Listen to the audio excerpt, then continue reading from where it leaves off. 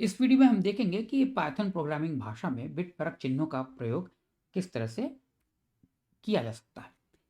एक बात ध्यान देने की है कि बिट परक चिन्ह यानी बिटवाइज ऑपरेटर्स मात्र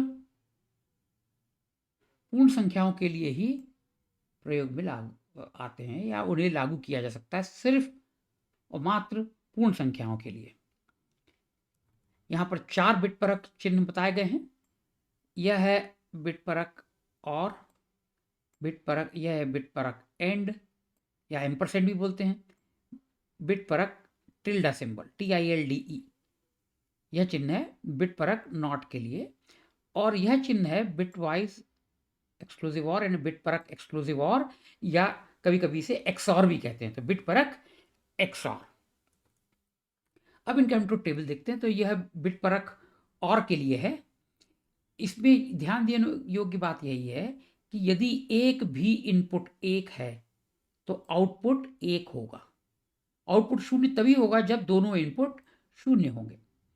यहाँ पर उदाहरण के लिए मैंने मान लिया है कि हमारी पूर्ण संख्याओं में 16 बिट होंगे, यानी हमारे कंप्यूटर में पूर्ण संख्या जो है वो 16 बिट 16 बिट में स्टोर की जाएंगी। इसलिए मैंने यहाँ लिखा है कि 0 से पहला बिट क्रमांक 0, अंतिम बिट क्रमांक 15, यानी कुल मिलाकर 16 बिट होंगी। सो इस तरह से देख लीजिए। उदाहरण के लिए कि x का मान है 30,000 तो उसका बिट पैटर्न ये होगा। y का मान 31,237 है तो इसका बिट रिप्रेजेंटेशन जिसे हम कहते हैं बिट पैटर्न यह होगा। तो z का मान जो कि बिट परक और है x और y का, उसका मान होगा 32,565। हम देख सकते हैं कि यहाँ पर यह 0 है, यह 1 है, तो यहाँ पर चूंकि ये 1 है इसलिए आउटपुट 1 है। यहाँ पर दोनों इनपुट 1 हैं इसलिए आउटपुट 1 है। यहाँ पर ये 1 है तो इसलिए आउटपुट 1 है। यह ट्रुथ टेबल है बिट परक एंड का।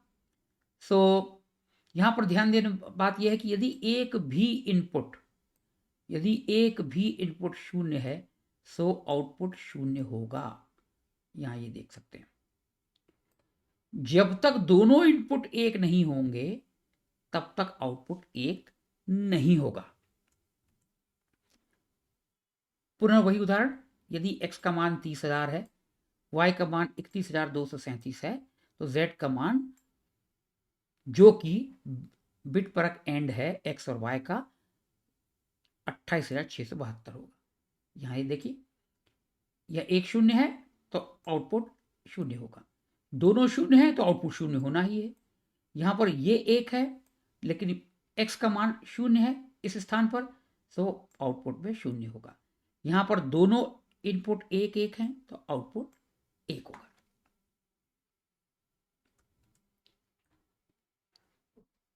अगला है बिट परक नॉट। चूंकि यह एकल ऑपरेंड चाहिए होता है इसे, तो यह एकल चिन्ह है। तो यहाँ यदि इनपुट 0 है तो आउटपुट 1 होगा, इनपुट 1 है तो आउटपुट 0 होगा। चूंकि यह एकल है इसलिए यहाँ पर y की आवश्यकता नहीं है, और यदि x का मान 30,000 है तो इसका बिट पैटर्न ये होगा, और तभी बिट परक x यानी z का मान 35,535 होगा। यहाँ पर सिर्फ समझाने के लिए ये किया गया है। तो गणना के लिए ये है कि ये बिट परक नॉट है तो 0 का 1 हो गया, यहाँ पर 1 का 0 हो गया, यहाँ पर 0 का 1 हो गया। तो ऐसे हमें प्रतीत होता है कि इसका मान 35,535 होगा, जो कि सही भी है। लेकिन जब यही बात कंप्यूटर में की जाती है, कंप्यूटर प्रोग्राम में हम इसको लिखते हैं, तो उत्तर भिन्न होता है। होता क्या है कि लगभग सभी कंप्यूटर्स में ऋण जो संख्याएं हैं वो 2 के कॉम्प्लीमेंट के रूप में लिखी जाती हैं और स्टोर की जाती हैं। अब 2 का कॉम्प्लीमेंट क्या, 2's कॉम्प्लीमेंट क्या है? पहले 1 कॉम्प्लीमेंट यानी बिट परक नॉट, तो सारी बिट को बदल दें, 0 को 1 से, 1 को 0 से, और फिर उसमें 1 जोड़ दें। अब यहां पर क्या होता है कि जब सबसे बाएं से पहली जो बिट है वह निर्धारित करती है, बताती है कि संख्या धनात्मक है या ऋणात्मक है। तो यहाँ तो x धनात्मक है, लेकिन जैसे ही बिट परक नॉट हम लेंगे यह हो जाएगी 1, यानी कि ऋण संख्या। तो जब ऋण संख्या है यह 2 के कॉम्प्लीमेंट के रूप में होगी, तो होगा क्या, इनको शून्य कर दें, हम शून्य को 1 कर दें और 1 जोड़ दें, तो उसका प्रभाव अलग होगा। तो यह देखा गया है कि प्रोग्रामिंग में जब हम बिट परक नॉट लेते हैं तो उसका मान कंप्यूटर में पूर्ण संख्या कितने बिट्स में प्रयोग में आ रही है, स्थान घेर रही है, उसके अनुसार उसका मान यदि धन है तो ऋण हो जाता है, ऋण है तो धन हो जाता है, जो कि एक उदाहरण से स्पष्ट होगा। और अंतिम बिट परक चिन्ह है बिटवाइज एक्सक्लूसिव और या बिट परक एक्सक्लूसिव और या एक्सऑर। यहां यह विशेषता है इसकी कि जब दोनों इनपुट भिन्न होंगे तो आउटपुट 1 होगा। यहां देख सकते हैं, जब दोनों समान होंगे तो आउटपुट 0 होगा। उदाहरण वही, यदि x का मान 30,000 है, y का मान 31,237 है, तो z का मान 3,893 होगा। यहां आप देख लीजिए, दोनों भिन्न है तो आउटपुट 1 है, यहां पे दोनों समान है तो आउटपुट 0 है, यहां पे दोनों भिन्न है तो आउटपुट 1 है, यहां पे दोनों समान है तो आउटपुट 0 है। हम देखते हैं अभी कि एक उदाहरण के तौर पे मैंने पहले से ही एक पाइथन की स्क्रिप्ट बना के रखी है जो कि राइट पेन में दिख रही है। यह तो सामान्य सा शिबांग लाइन है।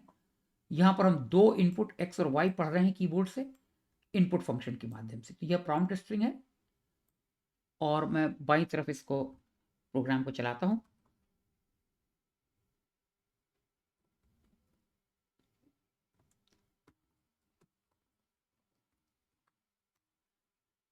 तो यह जो प्रॉम्प्ट है ये यहाँ पे दिखाई दे रहा है बाईं तरफ। ये देखिए, ये प्रॉम्प्ट है, यही प्रॉम्प्ट उसने यहाँ दे दिया। अब हम 2 इनपुट उपलब्ध कराएंगे, तो स्प्लिट फंक्शन जो है उसका प्रयोग हम ऐसा करते हैं कि जो भी आप टाइप करते हैं पाइथन प्रोग्रामिंग भाषा में, जो भी हम टाइप करते हैं कुंजी पटल पर, वह कैरेक्टर के या अक्षरों के रूप में ही माना जाता है। तो इसलिए हम क्या करते हैं, स्प्लिट करके उसे एक टोकन की स्ट्रीम या श्रृंखला बना देते हैं कि जैसे ही वाइट स्पेस कैरेक्टर आया वह एक टोकन बना देता है। तो हम यहाँ जब 2 संख्याएं उपलब्ध कराएंगे तो एक संख्या के बाद एक संख्या कुंजी पटल पर टाइप करने के बाद या तो स्पेस बार दबाएंगे या टैब की का प्रयोग करेंगे, तो स्प्लिट से वो 2 टोकन के रूप में आ जाएगा। और यह बात तो निश्चित है कि आप जो भी टाइप करते हैं वो अक्षर श्रृंखला के रूप में ही माना जाता है, भले ही आप उसको पूर्ण संख्या हो, चाहे वास्तविक संख्या हो, चाहे अक्षर श्रृंखला हो। तो उसे नंबर अर्थात संख्या में परिवर्तित करने के लिए इंट फंक्शन का प्रयोग होता है। तो 2 नंबर हम जो टाइप करेंगे वो मूलतः अक्षर श्रृंखलाएं होंगी, उन्हें परिवर्तित करेंगे पूर्ण संख्याओं में, तो वो इंट फंक्शन से होता है। अब देखिए, हम यहाँ पे चलिए 5 और 10 हमने टाइप किया, तो जो प्रथम प्रिंट फंक्शन है उसने बिट परक और का मान प्रिंट किया। आप गणना करके इसको जांच सकते हैं। दूसरे प्रिंट फंक्शन ने बिट परक एंड का मान प्रिंट किया। यहां से यह 0 होने से हम क्या अंदाज लगा सकते हैं, हम ये कह सकते हैं कि जो बिट पैटर्न है 5 का, उसमें वहां पर 1 है जहां पर y में नहीं है, और उसी तरह 10 में जहां जहां पर बिट 1 है वो उन्हीं स्थानों पर x में नहीं है, इसीलिए इसका मान x बिट परक एंड का मान 0 होगा। तीसरा प्रिंट फंक्शन यह उत्तर देता है जो कि बिटवाइज एक्सक्लूसिव और है। यहां पर 15 मान जो बिट पैटर्न बनाएगा वो बिट 1 वहीं पर है जहां पर x और y दोनों 1 नहीं है। सबसे रुचिकर है आखिरी वाला, अंत में जो दिया है वो ये है बिटवाइज नॉट। अब देखिए, अब 5 का बिटवाइज नॉट क्या है, -6। अब पाइथन जो है ये एक अलग से इसका प्रसंस्करण करता है। जैसे मैंने पहले ही बताया है कि यह आंतरिक रूप से ऋणात्मक संख्याओं को अलग ढंग से प्रोसेस करता है, जैसे सी और सी प्लस प्लस करते हैं उस तरह से उनका निरूपण नहीं करता है। अब यहाँ पे जैसे उदाहरण के लिए मैंने 5 टाइप किया, तो यहाँ पे उसने बताया कि यहाँ पर एक जो 1 बिट है, जो उनकी संख्या 2 है और उसका बाइनरी पैटर्न 101 है। अब यहाँ ध्यान देने योग्य है। इसी तरह के वीडियो मैंने मेरे सी और सी प्लस प्लस के लिए जो हैं उसमें आप देखेंगे कि यदि 32 बिट हैं एक पूर्ण संख्या में, तो पूरी 32 बिट प्रिंट करते हैं। यदि 16 है तो 16 करेंगे। यहाँ पे पाइथन का ऐसा नहीं है, वहाँ पे जितनी बिट आवश्यक है उतनी ही वो प्रिंट करता है। अब यदि मैं इसको फिर से करूं और बता दूं -6, तो ये देखिए ये आंतरिक रूप से तो टूस कॉम्प्लीमेंट के रूप में ही इसको स्टोर करेगा, लेकिन प्रिंट करते समय वो क्या करेगा, ऋण 110 कि भाई ये ऋणात्मक संख्या है और उसका बिट पैटर्न 110 है। तो ऋण 6 का बिट पैटर्न ऋण 110 बता रहा है वो, जबकि सी प्लस प्लस में ऐसा नहीं होता है। लेकिन आंतरिक रूप से ये प्रोसेस उसको वैसे ही करेगा। तो चलिए अब हम फिर से इसको चलाते हैं। अब हम करते हैं 5 6, इसने दे दिया 5 का बिट परख, प्रभाव क्या होगा, ऋण 6, उत्तर होगा ऋण 6। अब फिर से इसको हम टाइप करें, इस बार हम बोलते हैं -5 यानी ऋण 5 और 6। अब देखिए आप, तो यहां पर इसने क्या किया है, यदि धन संख्या है तो बिट परख नॉट क्या होगा, चिन्ह हो जाएगा ऋण और मान हो जाएगा उसके निरपेक्ष मान से 1 अधिक।